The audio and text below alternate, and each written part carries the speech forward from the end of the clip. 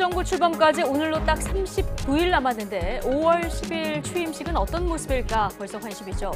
규모는 어느 정도일지, 어떤 깜짝 인물이 등장할지, 취임사에는 어떤 키워드가 담길지 궁금한 점들 잠시 뒤에 취임식 준비를 총괄하고 있는 박주선 대통령 취임준비위원장 직접 연결해서 들어보겠습니다. 우리 시각으로 내일 새벽 1시 카타르 월드컵 조 추첨이 있습니다. 최동호 스포츠평론가와 16강을 향한 경우의 수 따져보고요. 내일 개막하는 2022년 프로야구 소식도 좀 짚어보겠습니다. 금요일 더 뉴스, 오늘의 주요 뉴스부터 정리해드립니다. 문재인 대통령과 윤석열 당선인의 신구 권력이 만찬회동 사흘 만에 충돌하고 있습니다. 대통령직 인수위가 대우조선해양 대표 선임에 대해서 알박기 인사라고 공개 비판한 데 대해서 청와대는 사과를 요구하며 강력 반발하고 있습니다. 앞으로 5년간 윤석열 대통령 당선인의 직무 수행에 대해 응답자 절반 이상이 긍정적으로 평가하고 있다는 여론조사 결과가 나왔습니다. 한국갤럽 조사 결과 윤 당선인의 직무 수행 전망에 대해 잘할 것이라는 응답은 55%, 잘 못할 것이라는 응답은 41%로 나타났습니다.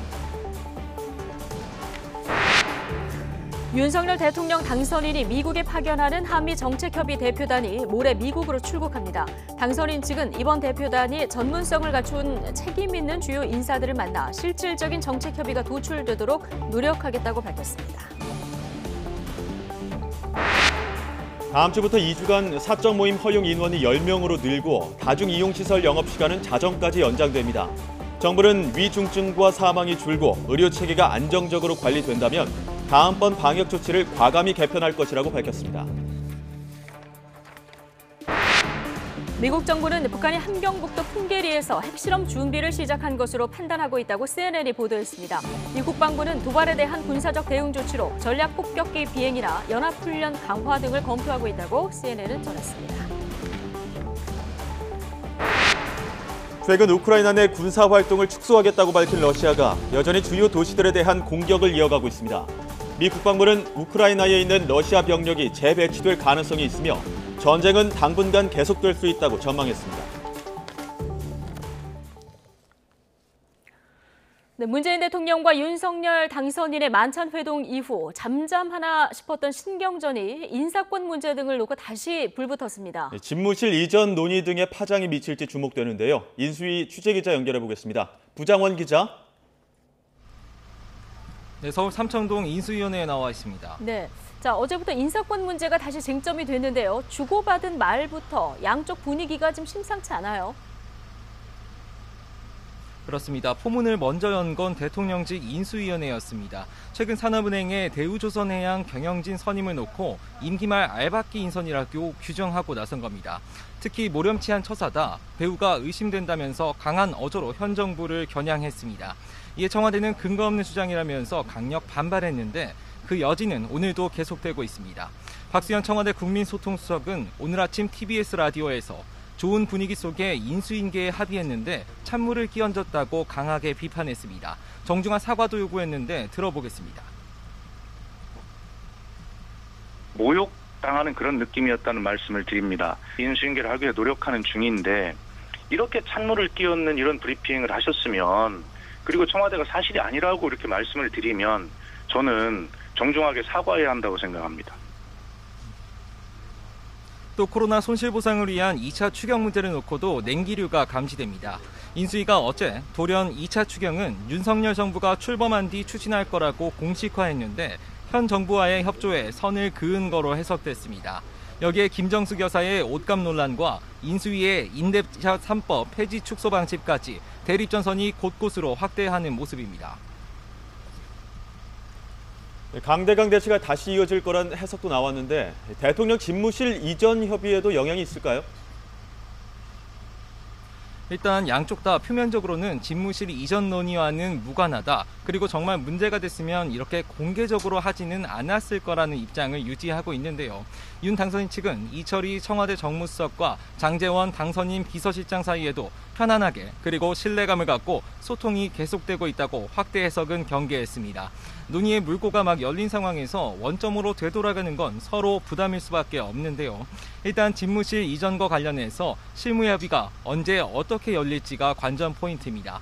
협의가 늦어질수록 갈등이 부각될 수밖에 없는데 김은혜 당선인 대변인은 이번 주 내에 협의 창구가 열릴 거고 의사소통도 원활히 이뤄질 거라고 했는데 들어보겠습니다. 장제원 실장과 이철희 수석관의 그런 소통과 협의 창구는 이번 주 내에도 이루어질 것으로 저는 알고 있습니다. 공감대 속에서 지금 원활하게 의사소통이 이루어질 것으로 저는 생각을 하고 있습니다. 네, 오늘 윤석열 당선인과 인수위원회 일정은 어떻게 됩니까? 네, 우선 윤석열 당선인은 오늘 오전 이곳 삼청동 인수위 사무실에서 국민통합위원회 첫 회의를 주재했습니다. 본인이 시대적 과제로 꼽아온 국민통합을 잘 이뤄달라고 당부했는데 들어보겠습니다. 서로 정치적인 견해가 다를 수는 있습니다만은 또는 경제적인 이해관계가 다를 수 있습니다만은 우리가 함께 공동의 어떤 그 방향과 목표를 함께 공유를 해가면서 이런 위기를 극복해 나갈 수 있는지. 또 오후에는 걸프 협력회의 소속 주한 대사들과 만나는데 특히 최근 원자재 가격 급등세 속에서 에너지 분야에 대해 협력 방안을 모색할 거라고 당선인 측은 설명했습니다. 오늘 당선인의 주말 일정도 공개가 됐는데요. 오는 일요일 제74주년 제주 4.3 희생자 추념식에 당선인이 참석하기로 확정이 됐습니다. 보수정당 대통령 당선인 신분으로는 첫 참석인데요. 당선인 측은 당선 후 다시 오겠다던 국민과의 약속도 지키고 무고한 양민 희생에 대해 넋을 기리는 게 의무이자 도리라고 의미를 강조했습니다. 이런 가운데 윤 당선인 측은 초대 국무총리 후보자로 한덕수 전 총리를 지명하는 쪽으로 사실상 가닥을 잡았습니다. 당초 이번 주말 발표가 유력하게 점쳐졌었는데 추념식 참석 일정이 잡히면서 다음 주로 미뤄질 가능성도 있습니다. 안철수 인수위원장은 오늘 오전 각 분과 간사단과 회의를 가졌는데 오는 4일 1차 국정과제 선정을 앞두고 막바지 조율에 주력하는 모습입니다. 지금까지 삼청동 인수위원회에서 YTN 부정원입니다. 네, 앞서 전해드린 것처럼 대우조선해양 경영진 선임을 두고 인수위와 청와대 사이에 신경전이 지금 오가고 있습니다. 알박기 인사 논란이 나오는 이유는 절반 넘는 지분을 국책은행인 산업은행이 갖고 있기 때문입니다. 사실상 회사의 주인이나 다름없는 건데요. 박두선 대표이사는 어떤 인물이고 또 어떤 부분이 논란이 되는 건지 강희경 기자가 보도합니다. 대우조선해양은 지난달 28일 문재인 대통령 동생과 대학 동창인 박두선 사장을 대표이사로 선임했습니다. 박 대표이사는 1986년 대우조선해양의 전신인 대우조선공업에 입사했습니다. 2015년 상무 자리에 오른 데 이어 2018년 전무, 이듬해 부사장을 거친 뒤 올해 신임 대표로 선임됐습니다. 80%에 가까운 국산화율을 달성하여 독자적인 잠수함 산업 생태계를 조성한 것도 큰 성과입니다. 대통령직 인수위원회가 이런 초고속 승진의 배경으로 문재인 대통령과의 인연을 꼽으면서 알박기 인사 논란이 불거졌습니다. 대우조선해양 사장 선임 과정은 국책은행인 산업은행과 밀접하게 연관돼 있습니다. 산은이 대우조선해양 지분 55.7%를 보유하고 있어서 사실상 회사의 주인과 다름없기 때문입니다. 정부의 정책적 방향성 내지는 정책적 목적을 달성하기 위한 그런 금융 회사란 말이에요. 충실히 달성하는 방향으로 주주권 행사가 일어났을 가능성은 상당히 높다고. 그러나 산업은행 측은 사장 인선에 개입하기 어렵다는 입장입니다.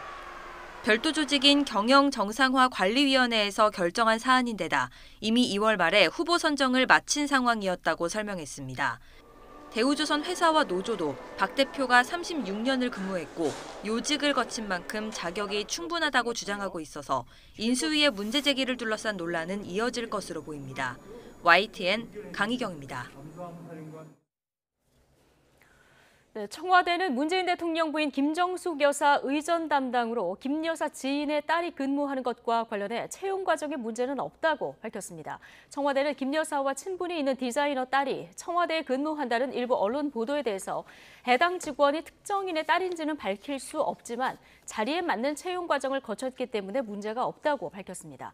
또 해당 직원은 지인 추천으로 총무비서관실 계약직 행정요원으로 선발돼 김 여사 의전과 관저 관련 업무 등을 담당하고 있다고 설명했습니다.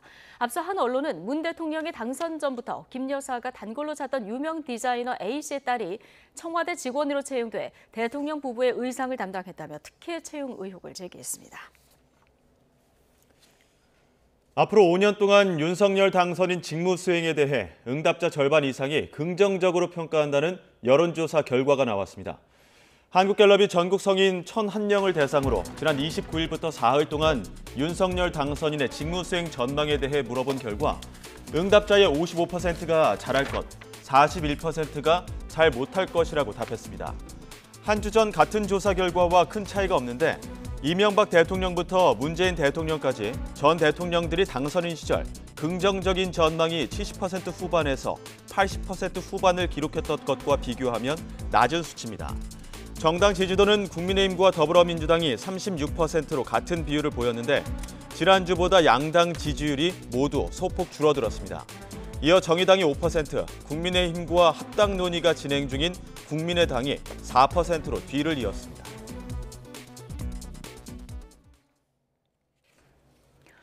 네, 문재인 정부 출범 이후인 지난 2017년 말 산업부뿐 아니라 국무총리실 산하 연구기관에도 사퇴 종용이 있었다는 의혹이 제기됐습니다. 당시 사퇴한 국책연구원장과 소관기관사의 통화 녹취에는 청와대에서 사퇴 종용을 통보받았다면서 윗선을 언급한 대화 내용이 담겨 있었습니다. 자, 취재기자 연결해서 자세한 얘기 들어보겠습니다. 이준엽 기자. 네, 서울 동부지방검찰청입니다. 네. 이번에 그 녹취를 직접 확보를 한 건데요. 어떤 내용인지 좀 설명을 해주시죠. 네, YTN 취재진이 확보한 녹취는 지난 2018년 1월 12일 오전 11시 23분에 손기용 당시 통일연구원장과 경제인문사회연구회 강모 사무총장 사이 전화 통화입니다. 경제인문사회연구회는 국무총리 산하 공공기관인데요. 연구회의 26개 소관 연구기관 가운데 하나가 통일연구원입니다. 통화 2달 전 연구회 이사장이 그만뒀기 때문에 사무총장은 당시 실무를 책임지고 있었습니다. 그런데 사무총장이 손 원장 사퇴를 요구하는 것이 당시 청와대 인사수석 비서관 지시에 따른 것이라고 직접 시인하는 육성이 확인된 겁니다. 들어보시겠습니다. 아니 근데 거기 이제 BH라는 게 청와대예요, 뭐 국가안보실이에요, 어디입니까 그게? 저희는 그냥 인사수석실에서만 통과가. 아, 민사수석에서? 예. 인사. 아, 인사수석, 예. 예, 다른 별도는 제가 모릅니다. 또 통화에서 강모 사무총장은 2달 전 사퇴해야 할 소관연구원장 명단이 나왔다고도 하는데요. 들어보시겠습니다. 12월 말에 뭐 3대 기관장 나갈 때 제 이름이 청와대에서 나왔다고 제가 사무총장 이야기 들었는데 그 이상 뭐 망설 이유도 없었고. 근데 저도 좀 저기 했던 게 의외였던 게 다른 뭐 그냥 이제 지나갔으니까. 예. 다른 분들은 이제 그게 11월 초경에 나왔어요. 그 뒤 사무총장은 손 원장 이름은 한 달 뒤에 나와서 충분히 정리할 시간을 주지 못했다며 정부 측 잘못도 있다고 언급하기도 합니다. 손 원장뿐만이 아니라 그보다 앞서 사퇴한 보건사회연구원장, 대외경제정책연구원장, 한국개발연구원장에 대해서도 인사수석실에서 명단이 내려왔다고 볼 수 있는 대목입니다. 네, 지금 녹취에 언급된 사람이나 기관들은 뭐라고 해명하고 있습니까? 네, YTN 취재진은 녹취록을 입수한 직후부터 강 사무총장에게 연락을 시도했는데요. 전화기는 내내 꺼져 있고 메시지에도 아무 응답이 없었습니다. 당시 인사수석실에 있었던 비서관도 자신이 맡은 기관이 아니라 모르는 일이라고 반응했습니다. 또 녹취록에서 손 원장보다 먼저 사퇴한 것으로 언급된 한 기관장은 자세한 이야기를 하고 싶지 않다는 입장을 YTN 취재진에 전해왔습니다. 그러면서도 전방위적 사퇴 종용이 있었다면서 여러 가지 사례를 직접 본 적 있다고 설명했습니다. 이번 녹취록 관련 의혹은 지난 2019년에도 제기된 적이 있었는데요. 당시 국무조정실은 손 원장 자진 사퇴를 종용하기 위해 접촉한 적이 없다고 해명했습니다. 네, 자, 이번 녹취록 말고도 사퇴 종용과 관련한 정황 증거가 계속 지금 나오고 있다고요? YTN 취재진은 손 원장이 통화 녹취보다 이틀 앞서 강 사무총장과 통화하며 남긴 메모도 확인했는데요. 당시 손 원장의 성추행 의혹에 대해 징계하지 않을 테니 자발적으로 사퇴해달라고 지시한 내용이 담겨 있습니다. 이후 주고받은 문자에도 강 사무총장이 저쪽에 단단히 당부했다며 약속을 강조하는 문구가 등장합니다.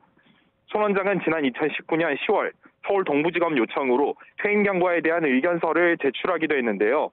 검찰 관계자는 수사력 충원 계획을 묻는 YTN 취재진의 질문에 아직 정해진 것은 없다고 밝혔습니다. 다만 산업부 외에 통일부와 교육부, 과기부 등 여러 부처의 이른바 블랙리스트 의혹에 대해서도 이미 고발과 참고인 조사가 진행된 만큼 검찰 수사도 확대될 것으로 보입니다. 특히 사퇴 종용 과정에 청와대가 개입했다는 정황 증거들도 나오고 있어 검찰 수사가 윗선 어디까지 향할지 관심이 쏠리고 있습니다. 지금까지 서울 동부지검에서 YTN 이준엽입니다. 네, 5월 10일 취임식을 시작으로 새 정부가 출범합니다. 국회의사당 앞마당에서 열리게 될 취임식은 어떤 모습일까요? 궁금한 점들 지금부터 이분께 여쭤보겠습니다. 박주선 대통령 취임 준비위원장 연결해 보겠습니다. 자, 박주선 위원장님 나와 계십니까? 네. 네, 안녕하십니까? 자, 세어 보니까 네, 딱 안녕하세요. 9일 남았던데 취임식 준비하느라고 많이 바쁘시죠? 네, 많이 바쁩니다. 또 여러 가지가 걱정도 되고 부담도 되고 그렇습니다만 예. 최선을 다해서 국민이 감동하고 또 화합의 장이 될 수 있는 취임식을 준비하도록 그렇게 노력하고 있습니다. 예. 자, 취임식은 당선인의 국정 철학 그리고 앞으로 5년 국정 운영 이 방향을 보여주는 자리가 되기도 할 텐데 지금 어떤 부분에 가장 중점을 둬서 준비를 하고 계십니까?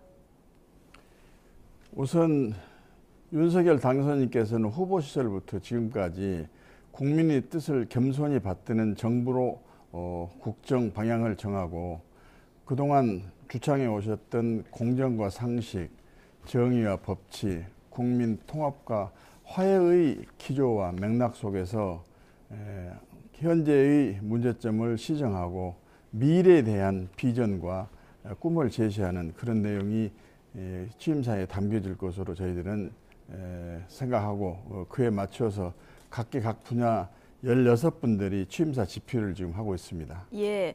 자, 기획사를 보니까 김대중 전 대통령, 노무현 전 대통령 취임식을 맡았던 곳인데 좀 의미가 있는 걸까요? 네, 저희들이 우수한 기획사를 대상으로 프레젠테이션을 해왔는데 예. 일부 기획사에서는 코로나로 직원들이 재택근무를 하고 있어서 참여가 어렵다고 하고 또 프레젠테이션에 참석한 기업체 중에서 가장 선정위원들이 엄정히 심사를 해가지고 만장일치로 결정한 기획사가 방금 말씀하신 기획사입니다. 예. 자, 지금 국회의사당 앞마당에서 취임식이 진행되는 것으로 결정됐는데 당초 광주 지역도 검토가 됐었는데요. 자, 이렇게 국회의사당 앞마당으로 결정된 것은 관례를 고려했다고 보면 되는 겁니까? 우선 국회의사당 앞마당은 국회의사당이 민의 전당이고 국민의 대표기관의 상징성이 있는 데다가 참석자의 인원의 대규모 수용 능력이 가능하고 참석인들의 교통이라든지 접근성이 편리하고 또 숙박 문제 등을 용이하게 해결할 수 있어서 선택을 했는데요. 광주를 비롯한 일부 지방 도시에서 취임식을 개최하는 것이 어떠냐 하는 의견이 있어서 네. 논의를 현장 답사를 했습니다만 예. 참석 인원의 규모를 수용할 수 있는 장소가 없어서 아까 말씀드린 대로 국회 앞마당으로 확정을 지었습니다. 예. 자, 취임식 규모가 얼마나 될지 이것도 좀 궁금한데 문재인 대통령은 당선 후에 곧바로 임기가 시작됐기 때문에 취임식을 굉장히 좀 약식으로 치르셨고요. 박근혜 전 대통령은 역대 최대 규모였었거든요. 이번에 취임식 규모는 어느 정도로 저희가 예상해 볼 수 있을까요? 지금 코로나 방역 수칙이 시행이 되고 있습니다만은 방역 수칙도 법령에 의한 즉 대통령 취임 행사에 참석 인원의 제한은 예외가 되고 있습니다. 그러나 참석인 모두에게 마스크를 비롯한 방역 수칙을 적용하면서 취임식을 거행해야 되기 때문에 네. 국회에서의 최대한 수용 능력은 한 6만 명 정도 됩니다만 6만 명. 지금 코로나 상황이 코로나 상황이 개선이 되면 6만 명 정도로 취임식 규모를 잡겠습니다만 예. 이게 지금 코로나 상황이 개선이 안 되면 방역 수칙을 적용해서 취임식장을 마련해야 되기 때문에 네. 그 인원이 한 10,000명 내지 15,000명 정도로 확 줄어들 수밖에 없는 그런 상황이어서 저희들 또 고민입니다. 아, 그렇군요. 코로나 상황을 고려해야 되기 때문에 규모가 그 마음만큼은 그렇게 크게 하지는 못한다 이런 말씀이신 건데, 자, 취임식의 꽃은 취임사 아니겠습니까? 지금 준비하는 준비위원이 한 16명 되시는 거죠? 네, 그렇습니다. 각계 전문가, 정치, 경제, 사회, 문화, 외교, 안보의 전문 분야를 연구하고 또 학교에서 그 교수하고 계신 여러 전문가들을 초빙해서 지금 집필을 하고 있습니다.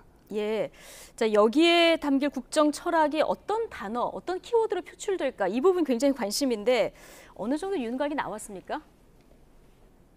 아까 말씀드린 대로 이제 그 국민의 뜻을 겸손히 받드는 정부라는 큰 국정 철학 속에서 후보가 그동안에 주장해오고 당선인께서 또 말씀하신 내용을 중심으로 해서 미래의 꿈과 희망을 제시하는 방향으로 취임사를 지금 마련하고 있습니다. 아, 당선인께서 지금까지 해온 얘기 보면은 많이 쓴 단어들 공정, 뭐 상식, 국민, 소통, 통합 이런 단어들 많이 쓰셨거든요. 이런 단어를 꼭 넣어달라 뭐 이렇게 요청한 부분이 있을까요? 뭐 넣어달라는 것보다는 그분의 국정 철학과 가치를 대변하는 단어이기 때문에 그게 좀 들어가야 될 것이고 이제 그 외에 지금 현재의 상황을 타개하고 미래의 희망과 꿈을 제시하는 비전을 국정 그 대통령 취임사에 좀 담으려고 노력을 하고 있습니다. 예, 알겠습니다. 자, 국민 통합의 상징으로 스토리텔링이 있는 국민 500여 명을 초대한다 이렇게 말씀을 하셨는데요. 자, 이 이야기가 있는 국민들은 어떤 방식으로 선정을 하게 되는 겁니까? 그러니까 이제 어려운 삶과 힘든 삶을 용기와 지혜로 개척해 가지고 성공의 신화를 만든 분이라든지 어렵고 각박한 세상에서 자기 몸을 던져서 헌신하고 희생했던 아름다운 이야기가 있는 사람들이라든지 뭐 등등 국민들이 공감하고 감동할 수 있는 분들을 찾아서 취임식장으로 모시려고 지금 저희들이 발굴 작업을 하고 있습니다. 그 발굴은 어떤 방식으로 지금 찾고 계신 겁니까? 예, 각계각층의 정보를 지금 저희들하고 공유할 수 있는 채널을 만들고 있고요. 그다음에 인터넷을 통해서 추천도 받고 또 그런 방식으로 지금 그런 분들을 찾고 있습니다. 예, 혹시 예상해 볼 수 있는 깜짝 인물도 있을까요? 지금 아직까지는 원칙 선정 기준 원칙을 마련하고 있는 중이고 또 일부 사람이 있긴 합니다만 지금 영화가 개봉이 안 됐는데 미리 다 말씀을 드리면 영화가 흥행이 좀 그러니까 좀 취임식 준비가 완료된 단계에서 말씀을 드리도록 그렇게 하겠습니다. 그래도 예고편을 적당히 하셔야 흥행이 더 잘 되지 않을까요? 지금 예고편을 지금 마련하고 있는 중이라고 그렇게 생각해 주십시오. 아, 알겠습니다. 그럼 마련이 되면 저희 다시 한번 좀 인터뷰를 해주시고요. 자, 박근혜 전 대통령이 취임식에 참석할지, 자, 이 부분도 관심입니다. 최대한의 예우를 갖춰서 초청 절차를 진행하겠다 이렇게 말씀을 하셨던데 지금 박 전 대통령 측과 어느 정도 조율이 되고 있습니까? 아직까지 조율 절차에 들어가지는 않았고요. 지금 당선인께서 박근혜 전 대통령과의 회동도 지금 모색을 하고 있고 그러기 때문에 이제 그 과정도 지켜가 보면서 저희들이 초청 절차를 진행하려고 하는데 초청 절차는 최고 예우를 갖춰서 진행하는 방식을 지금 고려하고 있습니다. 아, 그렇군요. 아직까지 조율을 위한 어떤 협의가 된 것은 없고 당선인과의 회동도 지금 조율 중이다 말씀하셨는데요. 최고 예우, 이게 어떤 방식일지도 굉장히 궁금한데 혹시 위원장께서 직접 박 전 대통령을 찾아가는 것도 고려하고 계신 겁니까? 물론입니다. 그것도 고려하고 또 당선인과 박근혜 전 대통령과 회동이 이루어지게 되면 당선인께서 직접 초청의 말씀도 하실 수 있고 다각적으로 검토를 하고 있습니다. 긍정적인 결과가 있을 거로 보십니까? 저는 그렇게 기대하고 있습니다. 예, 알겠습니다. 자, 그리고 당선인의 배우자인 김건희 여사는 뭐 당연히 참석을 하시겠죠? 아니 남편 되신 당선인께서 대통령 취임을 하는데 네. 특별한 사유가 없는 한 참여를 안 하신다 그러면 그 말이 되겠습니까? 그 질문이 적절치 않은 것 같은데요. 너무 당연한 질문을 드렸습니까? 그럼 바꿔서 처음으로 어떻게 예. 보면 사전투표도 혼자 하셨기 때문에 대통령과 그 영부인이 같이 서는 모습을 이제 저희가 처음으로 볼 수도 있는데 어떤 모습으로 등장할지 이런 부분도 좀 궁금하거든요. 그 있는 그대로 모습 그리고 예. 국민에게 예의를 갖추는 모습 그다음에 취임식장의 격식에 맞는 그런 모습으로 네. 참석을 하실 것으로 저희들은 예상하고 있습니다. 취임식장의 격식에 맞는 모습으로 등장할 거다. 예, 알겠습니다.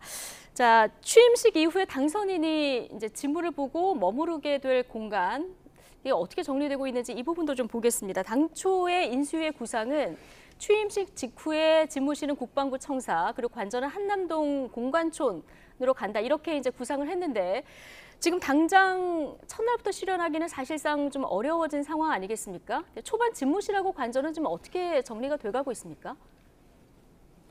사실은 제가 그 분야는 관여를 하지 않고 있습니다만 예. 지난번 현직 대통령과 윤석열 당선인과의 회동에서 네.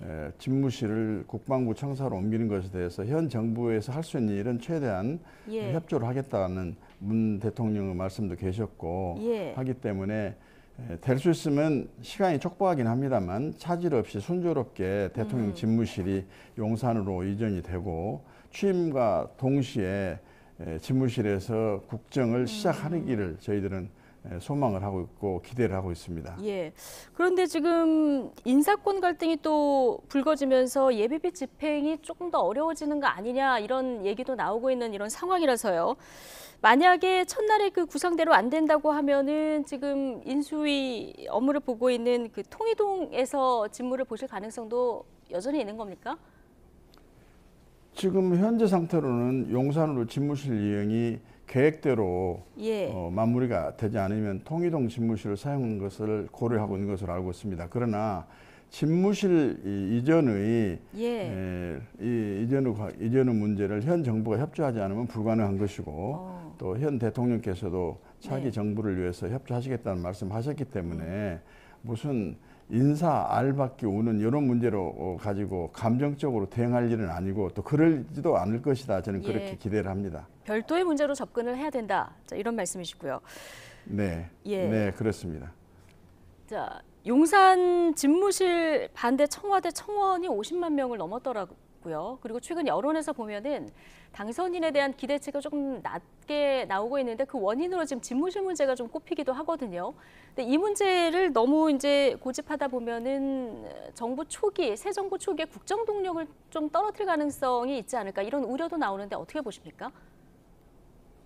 그 대통령 공약을 이행하는 것을 믿고서 예. 대통령을 당선시켰던 그 국민들도 한번 생각을 해야 됩니다. 그리고 청와대 집무실 이전이 제왕적 대통령제의 폐해를 극복을 하고 권위주의적 국정 스타일을 바꾸고 국민의 속에서 국민과 소통하고 대화하면서 국민의 삶을 현실로 확인하고 또 그것을 정책에 반영하려는 의지로 집무실 이전을 하려고 하는 거기 때문에 네. 국민들께서는 오해가 없기를 좀 바라면서요. 예. 지금 취임을 하기 전에 대통령 취임과 관련된 앞으로의 전망에 대해서 여론조사 결과가 나오는데 아직 대통령 선거가 끝난 지가 얼마 안 됐고 대통령 선거 결과가 박빙의 승부였기 때문에 그런 영향도 있지 않나 싶은데 취임을 하고 또 취임사에서 국정 비전과 방향을 제시를 하고 또 국정을 시작하게 되면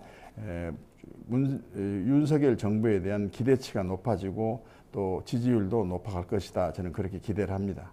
예. 자, 총리 얘기를 좀 해볼까요? 이르면 일요일쯤에 발표될 거다 이런 전망이 나오고 있는 상황인데요.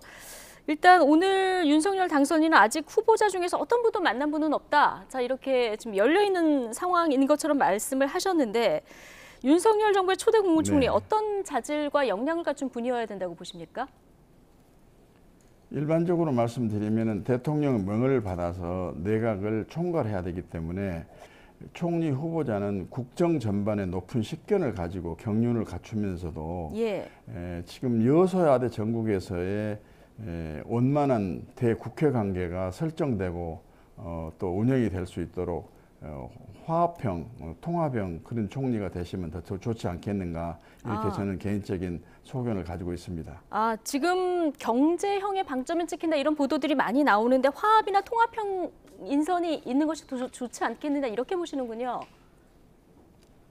저는 개인적인 소견입니다. 물론 경제도 잘 아신 분이 국회 경험도 있고 또 원만한 성품으로 또 리더십을 가지고 대야 관계를 또 원만하게 풀어나가고 한다면 아주 좋겠죠. 그러니까 제 일반적인 소견이고 객관적으로 보면 그런 조건을 두루 갖췄으면 좋겠다는 희망입니다.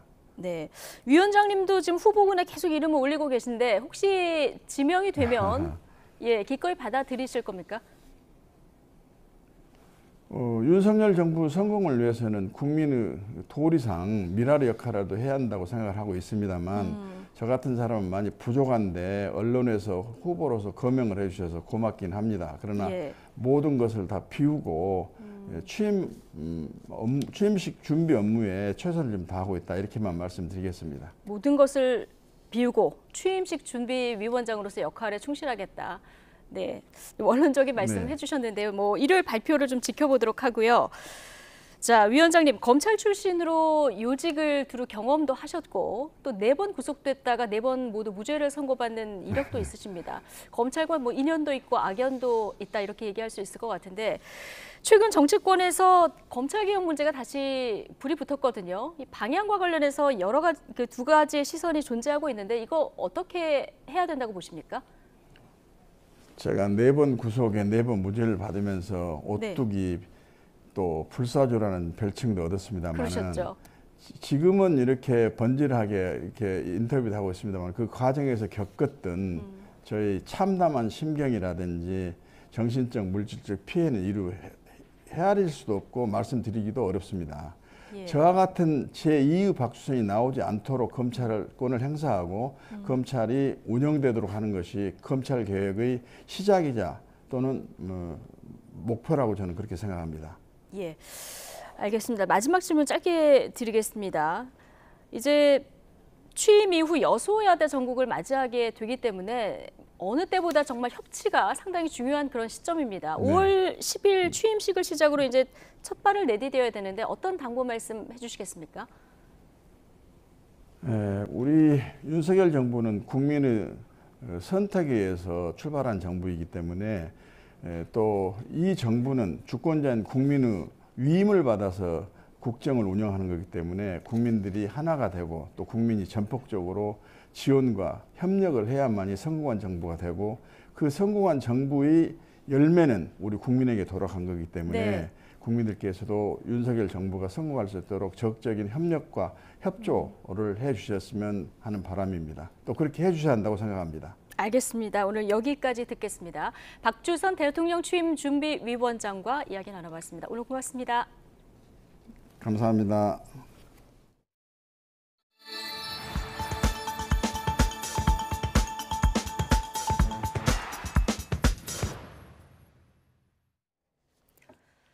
네, 안철수 인수위원장이 지난달 30일 여성단체들과 만난 데 이어서 오늘은 청소년 가족단체와 간담회를 진행합니다. 여성가족부 폐지와 관련해서 여러 단체들의 의견을 차례로 수렴하는 이런 모습인 것 같은데요. 현장으로 가보시겠습니다. 바쁘신 중에 이렇게 시간 내주신 많은 분들께 정말 진심으로 감사의 말씀드리고 싶습니다. 그리고 또 우리 사회의 정말 어려운 곳을 위해서 열심히 활동해 주시는 분들 덕분에 우리 사회가 이렇게 건강하게 이렇게 유지되고 있는 것은 아닌가 그런 생각에 감사함이 더합니다. 여러 가지 우려가 있는 것도 알고 있습니다. 여성가족부에서 가족이 담당하는 부분이 훨씬 더 크지 않습니까? 그래서 그러한 우려나 현장의 목소리를 저희들이 듣기 위해서 지난주에는 여성단체 2번에 걸쳐서 만나 뵈었고 오늘은 또 가족 관련한 여러분들 이렇게 만나 뵙게 됐습니다. 현장의 목소리 제대로 들려주시면 저희들 인수위원회에서 적극적으로 반영해서 보다 더 좋은 성공하는 정부가 될 수 있도록 그렇게 노력하겠습니다. 감사합니다. 그러면 단체 측에서는 다 말씀하시면 좋겠지만 일단 개수를 한 분만 한국청소년단체협의 한미영 회장님께서 간단하게 인사만 해주시고 저희가 이제 비공개로 진행을 하겠습니다. 네네. 이렇게 뭐 엄청 바쁘실 텐데 저희한테도 또 저희 말을 들어주신다고 해서 이런 시간을 내주셔서 정말 감사합니다. 저희가 하고 있는 분야는 특히 청소년 분야. 네, 지금 안철수 위원장의 발언 듣고 오셨고요. 지금 속보들이 들어와서 좀 하겠습니다. 민주당 송영길 전 대표가 서울시장 출마를 선언했습니다. 지방선거 승리를 위해서 헌신하겠다. 서울시장에 공식적으로 이제 도전을 선언했는데요. 자, 송영길 민주당 전 대표가 SNS를 통해서 지방선거 승리를 위해서 헌신하겠다. 서울시장 출마 선언을 했다는 속보가 전해졌습니다. 네, 관련 내용으로 대선 패배의 책임을 지고 당 대표직에서 내려와서 전국을 돌았는데 서울시장 출마하라는 강한 요청의 목소리가 있었다.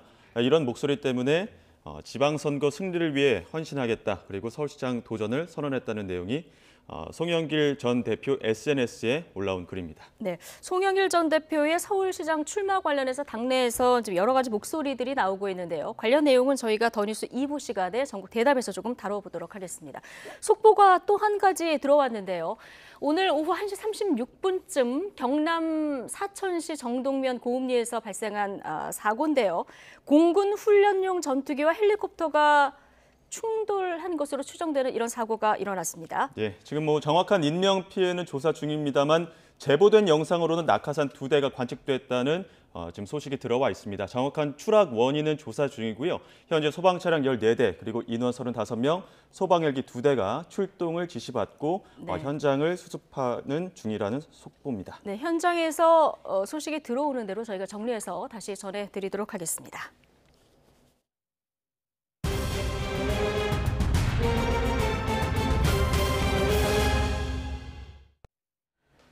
네, 정부가 다음 주부터 2주간 사적 모임 허용 인원을 10명까지, 다중이용시설 영업시간은 자정까지 늘리기로 했습니다. 네, 또 2주 뒤에도 감소세가 유지되면 실내 마스크를 제외한 모든 방역 조치를 해제할 수 있다고 밝혔습니다. 취재기자 연결합니다. 신현준 기자. 네, 신현준입니다. 네, 10명 자정으로 다소 완화가 되긴 했지만 어쨌든 완전히 풀지는 않았습니다. 아직 위험 요인이 남아있다 이런 판단에서겠죠?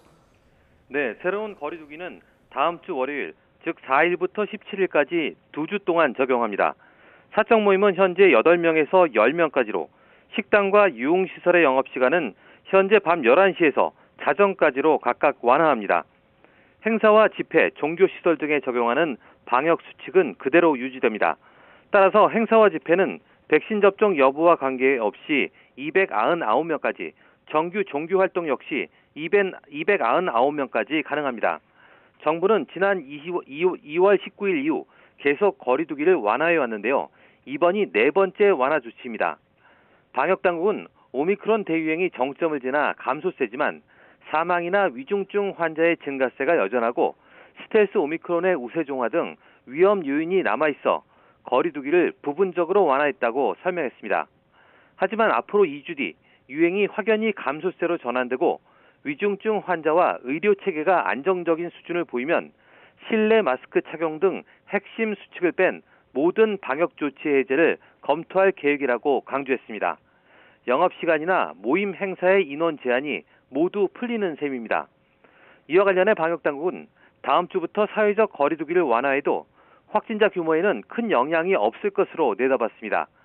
질병관리청과 키스트가 공동 분석한 결과를 보면 거리두기를 완화해도 확진자 수는 10%에서 20% 증가에 그칠 것으로 예측했습니다. 오미크론의 전파력이 높아 거리두기의 유행 억제 효과가 델타 변이 때보다 줄어들었기 때문이라고 설명했습니다. 네, 코로나19 신규 환자는 20만 명대까지 떨어졌죠? 네, 오늘 0시 기준 신규 환자는 28만 273명입니다. 전날보다 4만 명 넘게 줄면서 20만 명대로 떨어졌습니다. 신규 확진자 수는 일주일 전과 비교하면 6만 명 가까이, 2주 전과 비교하면 12만 명 넘게 줄었습니다. 국내 누적 확진자는 1,300만을 넘겨 국민 4명 중 1명이 감염된 셈입니다. 확진자는 감소세이지만 추이가 뒤늦게 방영되는 사망자나 위중증 환자는 여전히 많습니다. 어제 하루 코로나19 관련 사망자는 360명 발생해 누적 사망자는 16,590명입니다. 위중증 환자는 전날보다 16명 준 1,299명으로 25일째 4자릿수 기록을 이어가고 있습니다. 전국의 중환자 병상 가동률은 전날보다 0.2%포인트 높아져 64.4%입니다. 지금까지 사회 2부에서 YTN 신현주입니다. 정부가 또 한 번 사회적 거리두기를 소폭 완화하기로 했지만 자영업자들은 크게 반기지 않는 분위기입니다. 계속되는 거리두기 조정에 피로감이 커지는 가운데 시민들의 반응도 엇갈렸습니다. 현장에 취재기자 나가 있습니다. 김예린 기자. 네, 서울 홍대거리에 나와 있습니다. 네. 자, 그곳에서 만나본 상인들, 시민들 어떤 말씀들 하십니까? 네, 선선한 날씨에 홍대거리는 산책을 나온 시민들로 조금씩 활기를 되찾기 시작했습니다. 하지만 거리두기가 또다시 소폭 완화됐다는 소식에 자영업자들은 이번에도 역시라는 반응이었는데요. 1시간씩 찔끔 늘어날 뿐 영업시간 제한이 완전히 사라지지 않는다는 사실에 실망감이 큰 모습이었습니다. 자영업자들의 목소리 직접 들어보시겠습니다. 일반 식당 하는 쪽에서는 24시간으로 좀 영업 제한은 풀어주고 뭐 인원은 뭐 그대로 유지하는 이런 걸로 좀 기대를 했는데 인원 뭐 2명 더 풀어주고 1시간 연장하는 거는 그게 크게 도움은 안 될 것 같아요. 정부가 이렇게 거리두기를 여러 단계에 걸쳐 조금씩 완화하는 배경엔 오미크론 대유행이 있습니다. 유행이 정점 구간을 지나긴 했지만 코로나19 중증 환자와 사망자 수가 줄지 않고 있기 때문인데요. 스텔스 오미크론 역시 확산하고 있는 가운데 거리두기 제한이 사라져 또다시 유행이 확산하면 의료계 부담이 커질 수 있다는 우려가 반영된 것으로 보입니다.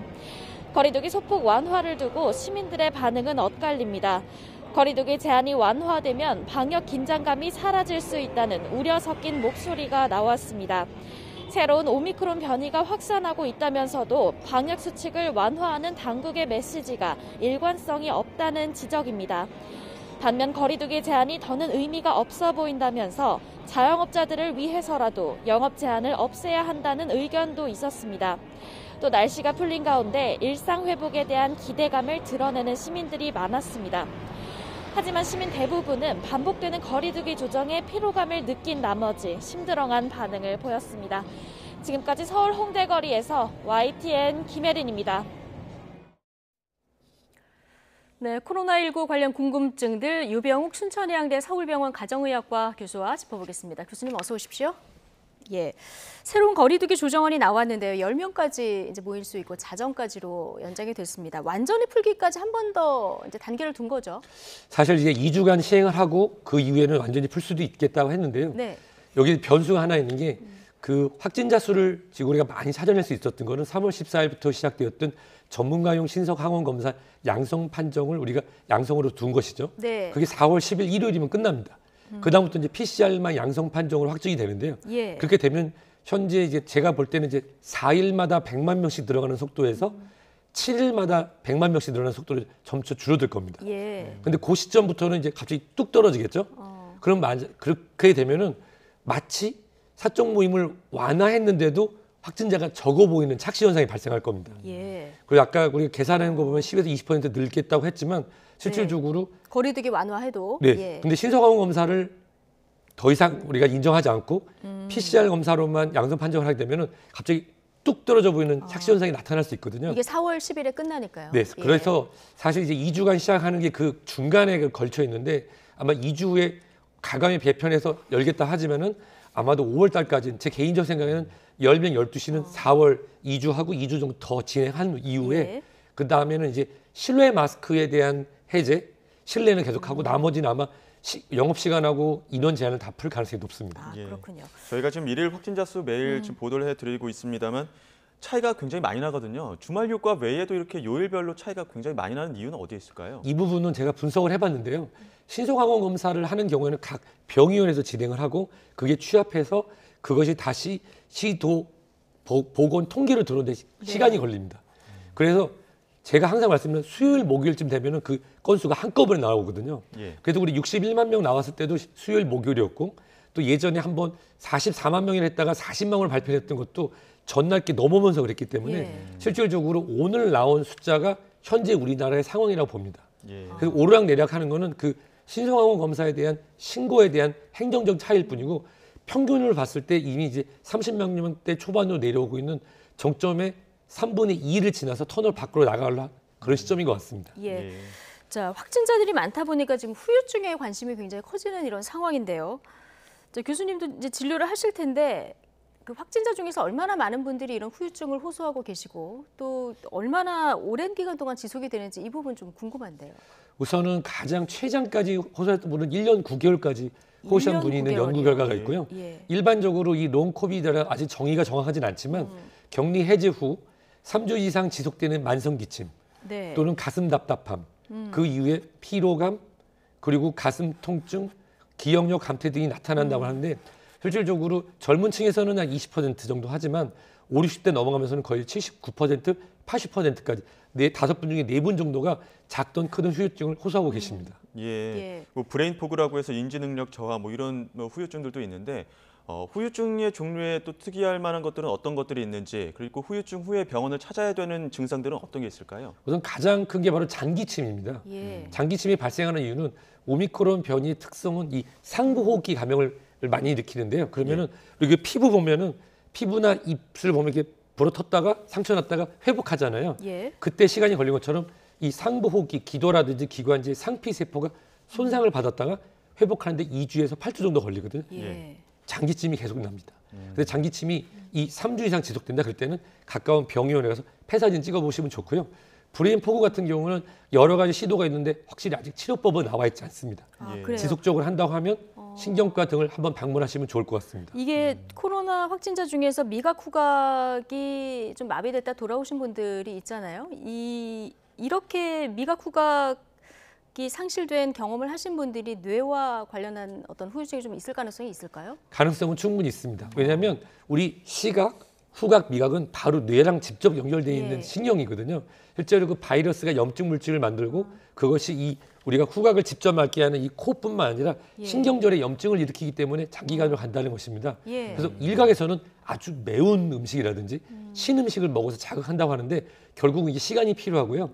이 미각이라든지 후각이 돌아오지 않는 경우에는 이비인후과 전문의, 신경과 전문의들과 같이 협진을 통해서 미각 신경 혹시 차단되는 신경의 염증이 생기든지 그리고 증상이 생겼을 때 기다리지 마시고 바로 병원에 가셔서 스테로이드라고 하는 약물을 아주 강한 농도로 짧게 사용하는 치료 방법들을 상의하시는 것이 미각 후각을 빠르게 회복하는 방법 중에 하나가 되겠습니다. 적절히 치료하면 돌아오긴 하니까 너무 걱정은 안 하셔도 되겠군요. 이게 시간이 길어질수록 그러니까 이러다 괜찮겠지 일주일, 2주 늦어지면은 오히려 더 회복하기가 어렵습니다. 코로나를 심하게 앓은 사람일수록 후유증도 좀 길게 간다 이런 이야기들도 있는데 신빙성 있는 겁니까? 이 부분은 두 가지로 나눠서 하겠습니다. 생활치료센터나 입원을 하실 정도로 중증이었던 분들은 호흡기 및 기타 여러 근육 감소로 인한 피로감, 갑상선 염증 등 오래 가는 게 사실입니다. 하지만 일반 관리군으로 분리돼서 재택치료 하셨던 분들 중에는 그런 얘기가 있어요. 어우, 나 죽었다 살아났어. 근데 그런 부분에서는 그 정량적으로 평가할 수 있는 부분이 없기 때문에 심하게 앓았다고 하는 객관적 지표가 없어서 그건 맞지 않지만 실제로 지표가 확인되는 입원 중 재택치료 환자 중에서 훨씬 심한 증상을 보였던 분들은 후유증이 오래 가는 것으로 알려져 있습니다.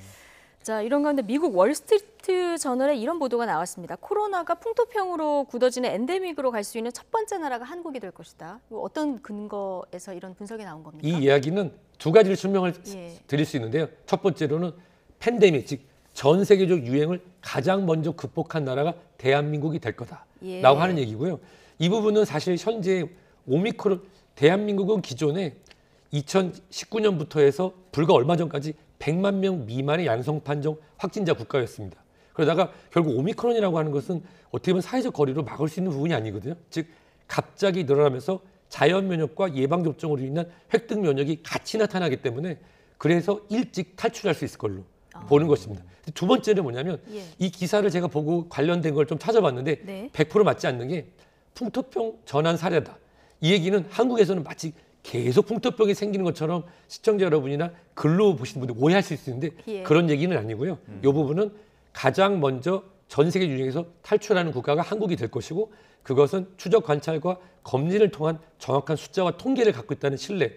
그다음에 아까 풍토병으로 남는다고 하더라도 그거에 대한 제체를 통해서 저는 이렇게 생각합니다. 2022년형 코로나 예방접종과 독감 예방접종이 필요한 사태가 될 텐데요.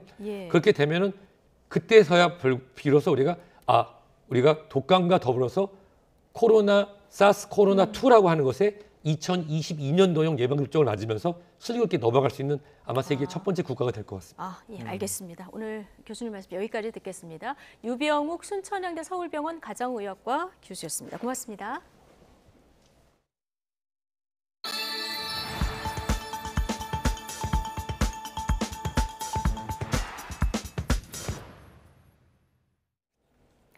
네, 북한의 7차 핵실험 가능성이 제기되고 있죠. 미국 정부는 북한이 핵실험 준비를 시작한 것으로 보고 있다고 CNN 방송이 보도했습니다. 네, 북한이 풍계리 핵실험장 복구에 속도를 내고 있다는 우리 정부 관측과 일치하는 분석입니다. 강성옥 기자가 보도합니다. CNN은 북한이 최근 함경북도 길주군의 풍계리 핵실험장에서 갱도 굴착과 건설 활동을 다시 시작했다고 보도했습니다. 5명의 미 당국자를 인용해 핵실험 재개를 위해 매우 중요한 작업이라고 평가했습니다. 미 당국자는 핵실험이 얼마나 빨리 가능할지는 아직 분명하지 않다면서 복구 활동의 속도에 달려 있다고 말했습니다. 북한이 최근 풍계리 핵실험장 복구 작업의 속도를 높이고 있다는 우리 정부 관측과 일치하는 분석입니다. 북한은 지난 2018년 5월 핵실험과 대륙간 탄도미사일 ICBM의 발사 중지를 결정하고 한국을 포함해 5개국 외신을 초청해 풍계리 핵실험장 일부 갱도를 폭파하는 장면까지 보여주었습니다.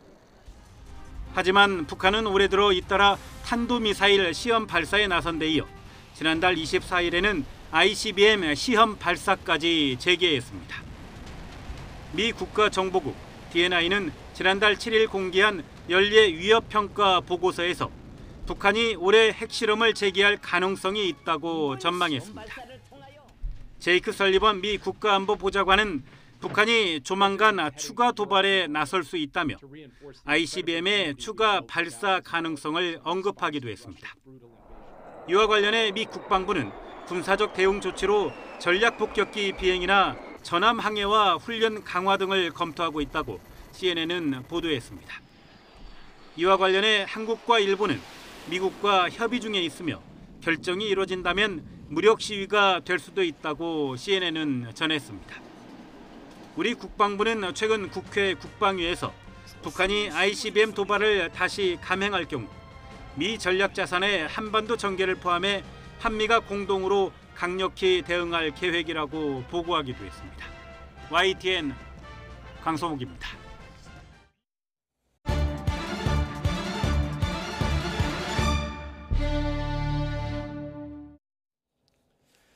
낮 동안 기온이 크게 오르면서 포근함이 감돌고 있습니다. 토요일인 내일도 전국이 맑은 가운데 완연한 봄 날씨가 이어진다고 하는데요. 자세한 날씨 알아보겠습니다. 원희다 캐스터. 네, 원희다입니다. 네, 오늘은 뒤로 맑은 하늘이 보이네요. 네, 그렇습니다. 오늘 서울은 보시는 것처럼 마치 한 폭의 그림 같은 파란 하늘이 드러났습니다. 낮 동안 봄 햇살이 내리쬐면서 기온도 예년 수준인 14도까지 올랐는데요. 주말인 내일도 맑은 날씨 속에 한낮에는 예년 수준의 기온을 보이겠고 완연한 봄 날씨가 이어지겠습니다. 다만 봄의 가장 큰 특징 중 하나인 큰 일교차는 염두에 두시고 옷차림하시는 게 좋겠습니다. 오늘 전국이 대체로 맑은 모습입니다. 다만 늦은 오후부터 밤 사이 호남과 경남 곳곳에는 비가 조금 오겠고 동해안에는 빗방울이 떨어지는 곳이 있겠습니다. 내일 아침 기온은 예년 기온을 밑돌며 다소 쌀쌀하겠습니다. 서울 3도, 대전 2도, 광주 4도에서 출발하겠습니다. 한낮에는 오늘만큼 포근하겠습니다. 서울 13도, 대전 15도, 광주 16도가 예상됩니다. 다음 주 중반까지는 대체로 맑고 포근하겠고요. 목요일 오전에는 중부와 호남에 비가 내릴 전망입니다. 봄 기운이 완연해지면서 남부지방에서는 벚꽃이 만발했고요. 서울 등 중부지방에서는 이번 주말 이후 벚꽃이 꽃망울을 터뜨릴 것으로 보입니다. 주말 나들이 하실 때 큰 일교차 유의하시기 바랍니다. 지금까지 YTN 원희다입니다. 네, 대통령과 당선인의 청와대 회동 이후 잠시 가라앉는 듯했던 신구 권력의 갈등 양상.